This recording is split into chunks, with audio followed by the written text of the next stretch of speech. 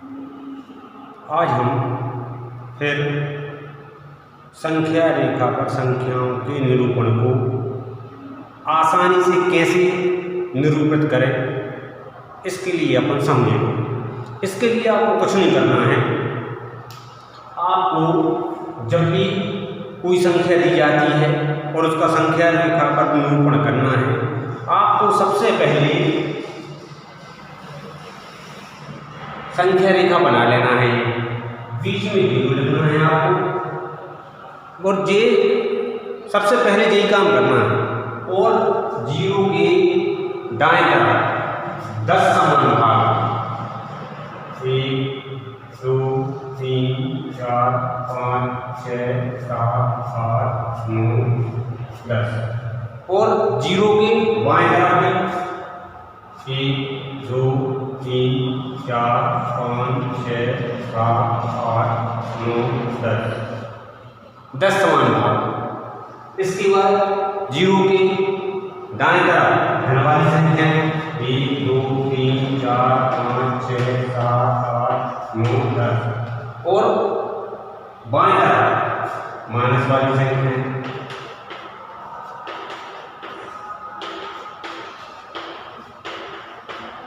इतना काम यदि हम कर लेते हैं, अब माना कि आपको कोई सवाल दिया जाता है 5/4 को आपको संख्या रेखा पर निरूपित करना है। अब 5/4 जो है वो धन वाली संख्या है, मतलब वो यहाँ आएगी।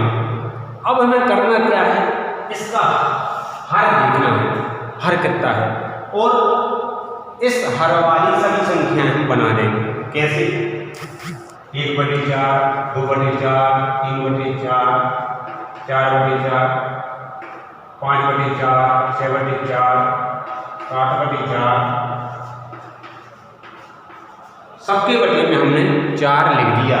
अब हम देखते हैं कि 5/4 हमें कहाँ दिख रहा है। हम इसमें ढूंढते हैं 5/4 यहाँ दिख रहा है। यहाँ हम इसको डरता से जिस 5/4 का संख्या रेखा पर निरूपण हो गया। इसके बाद देखते हैं 4/4 यहाँ आ गया, हम 1 लिख देते हैं, और 8/4 आ गया, हम 2 लिख देते हैं। 4 से 8 को काटेंगे 2 आ जाएगा। तो इसमें एक और प्रश्न हल हो गया। आइए हमसे पूछा जाता है कि 5/4 किन दो संख्याओं के बीच में आएगी। तो हमें मिल जाता है 1 और 2 के बीच में ये संख्या आएगी। एक और प्रश्न हल हो जाता है।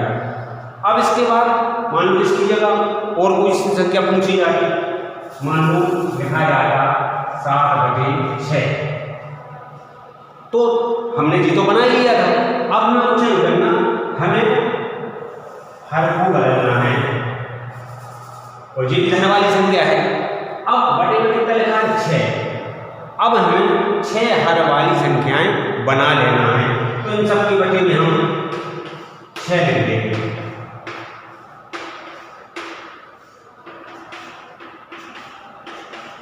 अब हम देख लेते हैं कि 7/6 कहाँ लिख रहा है। 7/6 यहाँ लिख रहा है। अगर मान ऋण वाली संख्या होती, ऋण में लिखा होता, इसका मतलब ये होगा कि ऋण वाली संख्या हमें इस तरह मिलेगी। अब क्योंकि 1 से 10 तक की गिनती तो हम लिख चुके हैं, अब हमें 6 हर में लिखना है। हम सबके बटे में 6 लिख देंगे। 6 6 6 6 6 6 6। अब हम देख लेते हैं ऋण 7/6 कहाँ आ रहा है। तो ऋण 7/6 यहाँ आ रहा है। इस प्रकार हम आसानी से कोई भी संख्या, तो इसके लिए सबसे पहले हमें काम करना है कि 0 के दोनों तरफ 10-10 भाग बनाना है, और दाएं तरफ धन वाली संख्या और बाएं तरफ ऋण वाली संख्याओं को लिखना है। और उसके बाद जितनी भी संख्या पूछी जाए आपसे, उतने हर वाली संख्या बना लेते हैं। जैसे मान यहाँ 8 आ गया, तो हम 6 की जगह सब में 8 लिख देंगे, तो हमें हमारी संख्या जी मिल जाएगी। यदि इसकी जगह 2 लिखा है, तो हम सबके बटे में 2 लिख देंगे। इस प्रकार से यदि हमने ये काम कर लिया, सबसे पहले इतना काम करने के बाद हमें ये देखना है कि हमें संख्या चाहिए, वो धन वाली चाहिए कि ऋण वाली चाहिए, तो हम उतने ही हर वाली संख्या बना देते हैं और हमें हमारी संख्या प्राप्त हो जाती है। तो ये सबसे आसान तरीका है कि बिना संख्या को देखे आप इस संख्या रेखा को बना लो और आपको फिर केवल इतना भर देखना है संख्या धन की है कि ऋण की है।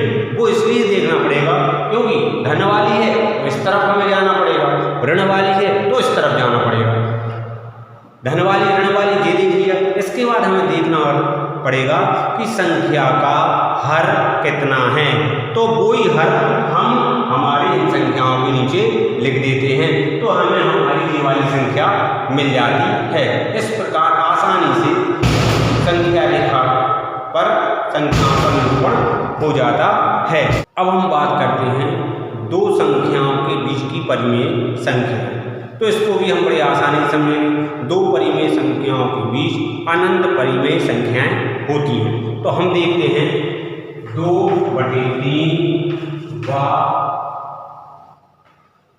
4/5, 2/3 और 4/5 इनके बीच की परिमेय संख्या बताना हमारे लिए। जितनी भी पूछी जाए 5, 10, 15 जितनी परिमेय संख्या, तो सबसे पहला काम होता है हमें इन दोनों संख्याओं को समान हर वाली संख्या बनाना पड़ता है। और इसके लिए हम जब समान हर वाली संख्या बनाना है तो आपको सीधी सी बात है हमें 3 प्रकार का गुणा करना पड़ेगा। 3 प्रकार का गुणा, इन दोनों का गुणा कर दो आप 3/5, इन दोनों का गुणा कर दो आप 2/, फिर इन दोनों का गुणा कर दो आप 3/4, तो ये 10, 12/5 15। यहाँ जो 5 दूनी 10, 5 का 12, इस प्रकार से 10/15 और 12/15 हमें समान हर वाली दो संख्याएं प्राप्त हो जाती हैं। समान हर वाली दो संख्याएं। अब चूंकि ये 10/15 है, ये 12/15 है, तो इनके बीच में 11/15 अभी एक ही संख्या आ रही है। अब हमें बहुत सारी संख्या चाहिए, तो आप अपने मन से जितनी संख्याएं आपको चाहिए, 5 का गुणा, 10 का गुणा, 50 का गुणा, 20 का गुणा, लेकिन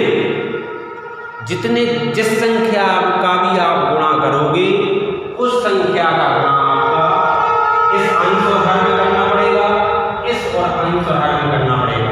जिस भी संख्या का आप स्वतंत्र हैं, क्योंकि दो परिमेय संख्याओं के बीच अनंत परिमेय संख्याएं होती हैं और इन दो परिमेय संख्याओं के बीच में यदि 10 बच्चे सवाल करेंगे तो हो सकता है 10 बच्चों की संख्याएं अलग अलग आएँ, या किताब में जो आंसर दिया रहता है वो नहीं आए, तो हमें उस आंसर से कोई मतलब नहीं है। हमें तो ये मतलब है कि इन दोनों के बीच की हमें परिमेय संख्या निकालना है, तो हम अपनी मर्जी से जितने का गुणा करें। जैसे कि हम 10 का गुणा करने वाले हैं संख्याओं का विस्तार करने के लिए, तो हम 10/15 गुणे 10/10 और 12/15 गुणे 10/10। आप देख सकते हैं 10/10 और 10/10। अगर 5 का कर दे तो 5/5, 5/5, 50 का करते तो 50/50, 50/50, 100 का करते तो 100/100, 100/100। हम यहाँ पर स्वतंत्र हैं और इसके लिए आपको ये बात बहुत अच्छे से दिमाग में बिठाना है। यहाँ के बाद आपके दिमाग में ये डाउट नहीं रहना चाहिए कि हम किस संख्या का गुणा करें। आप स्वतंत्र हैं बिल्कुल। देखना 100/150, 120/150। अब हम इनके बीच की 10 परिमेय संख्याएं लिख सकते हैं। 101/100, 102/100, 103/100, 104/100, 105/100, 106/100, 107/100, 108/100, 109/100, 110/100, 1, 2, 3, 4, 5, 6, 7, 8, 9, 10। 2/3 और 4/5 के बीच की हमने 10 परिमेय संख्याओं को लिख दिया है। अगर हम 10 से कम संख्या लेती तो आंसर और दूसरे आते, लेकिन आंसर गलत नहीं होते।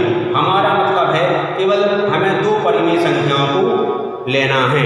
इसके बाद दो परिमेय संख्याओं के बीच की संख्या निकालने की एक और विधि है। 1/2 a घन b, दो परिमेय संख्याओं के बीच हम इससे भी निकाल सकते हैं। कैसे? ये हो गया, ये b हो गया, एक परिमेय संख्या a, दूसरी परिमेय संख्या b, तो हम इससे कर सकते हैं 1/2, 2/3 घन 4/5। देख सकते हैं आप 1/2, इनका कोई 3 प्रकार का बना, 3 5 15, 5 दूनी 10, 3 चौको 12, 1/2 जो हो जाएंगे 10, 22/15, 22 को करेंगे तो 22, 15 दूनी 30, तो 2/3, 22/30 और 4/5।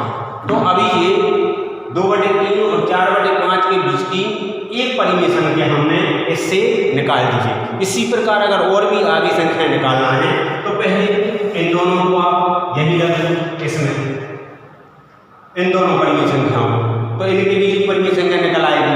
फिर इन दोनों को इसी में रख दो तो निकल आएगी।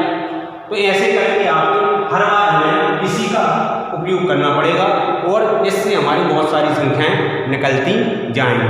तो हम इस विधि से भी परिमेय संख्याओं को निकाल सकते हैं।